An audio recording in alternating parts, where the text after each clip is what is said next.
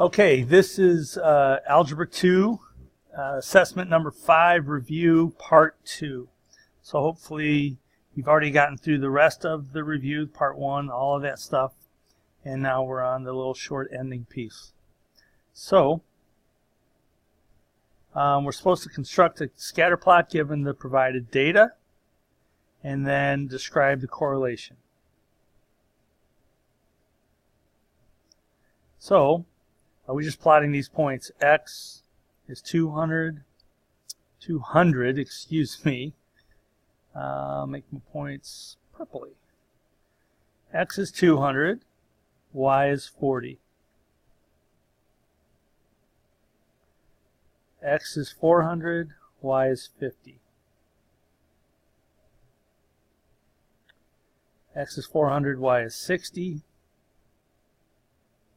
X is 400, Y is 80. If you're not sure, I'm getting these points up here. X is 700, Y is 20. That one's not like the others. And X is 800, Y is 100. We're all the way up at the limit here. All right, so we got these, 2, 4, 6 points, looking for a correlation. And we really don't see one. So in this case, we would just say there is no correlation.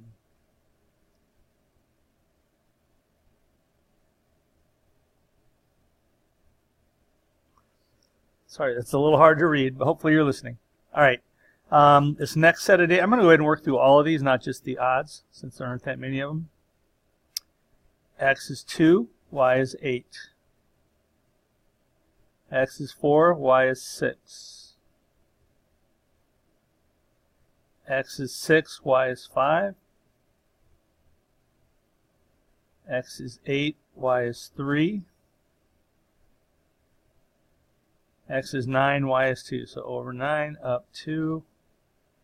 So when we think about that, that looks like a fairly strong correlation. And it's negative. Strong,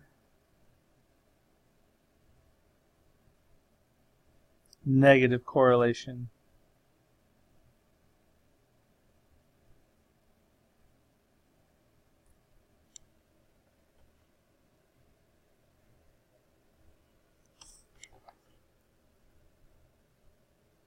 All right, so on to numbers 3 and 4. We just have to look at these scatter plots and decide if there appears to be a positive correlation, a negative correlation, or no correlation, and if one exists, is it strong or weak?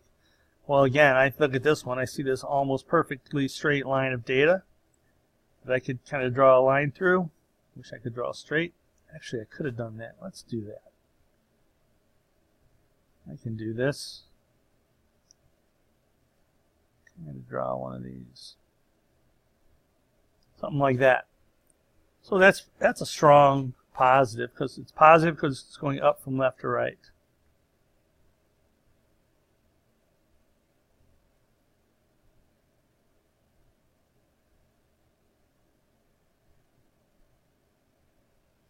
And then that's number 3.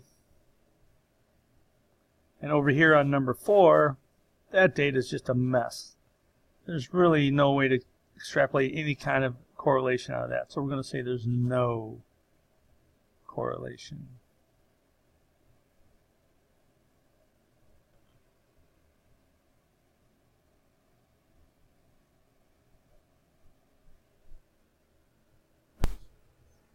All right, so at the bottom of page 1 on the part 2 of the review, we are needing to find the slope-intercept form of the equation of the line of best fit that fits this data. So we're going to go through that in a second. I'm going to put it into the calculator to show you how to do that and remind you how to do that because we've done it. And then we'll get the equation of that line out of the calculator. So bear with me while I pull up that calculator. I'm just going to be inputting this data, the 5, the 160. So I'm going to go 5, 31, 63, 67, 95, 98. Then I'm going to put in 160, 590, 870, 890, 840, 820. Now I'll show you where to go to do that. So if you have your graphing calculator, we're just going to go to the Stat button, and we're going to hit Edit,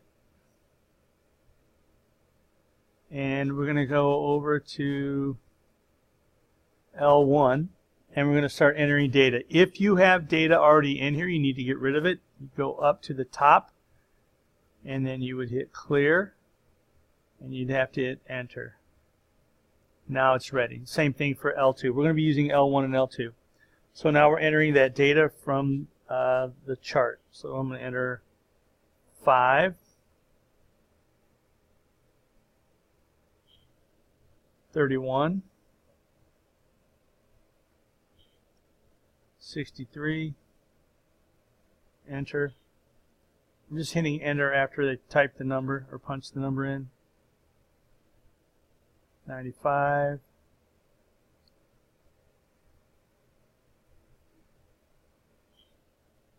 and 98. Now I'm ready to go over to L2, so I just have to hit the right arrow, and I'll be right at the top. Now I'm going to enter the Y values.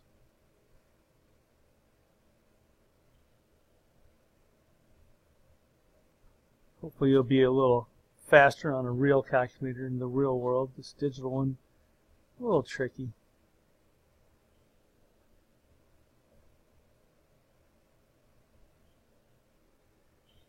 Hopefully you're following along and just entering yours as well. If I'm ahead of you, hit pause. If you're ahead of me, please be patient. Something's wrong with mine. This is a perfect example. Oh, I see. So I'm going to go back up to that one. So after 890, I was supposed to enter 840 and hit enter, and I didn't hit enter. So I just redo that one. And then 820. You want to make sure that your columns match, that you have an even number in each column. Now that we have that data in, we're going to go back to the Stat button. And now we're going to hit Calculate. So we're going to go over to the right one. And we're going to go down to this linear regression AX plus B. It's in slope-intercept form. So I'm going to hit down. You could also hit the number 4. It would get you there. And it says, what do you want to use? And I definitely want to use those.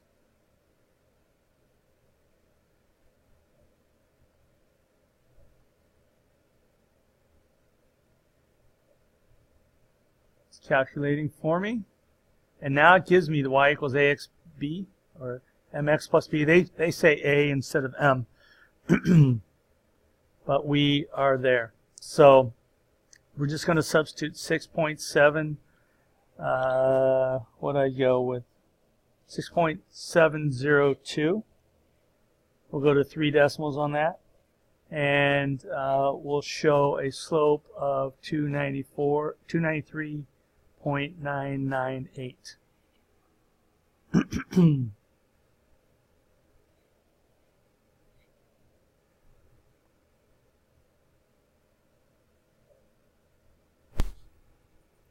So now I just copy that data onto my form. I'm just going to put it in y equals mx plus b.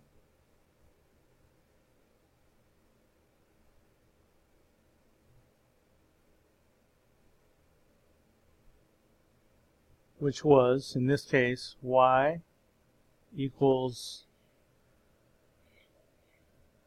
6.702x plus 294, and I forget what the decimals were.